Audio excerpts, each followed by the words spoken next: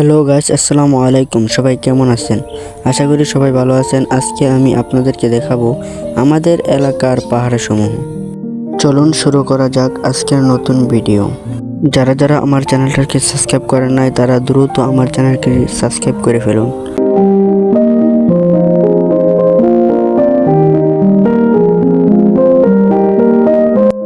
এই যে রাস্তাটা দেখছেন, এই রাস্তা দিয়ে পাহাড়ে যেতে হয়। এই রাস্তা দিয়ে অনেক মানুষ পাহাড়ে যায়। আমাদের বাড়ি থেকে প্রায় 10 মিনিট হাঁটলেই আমরা পাহাড়ের কাছে চলে আসি।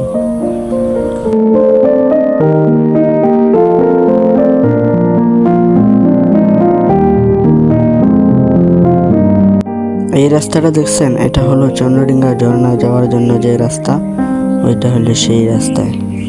এই রাস্তা দিয়ে অনেকে চন্দ্রডিঙ্গা ঝর্ণায় যায় এবং অনেকেই এই পাহাড় দেখতে যায়।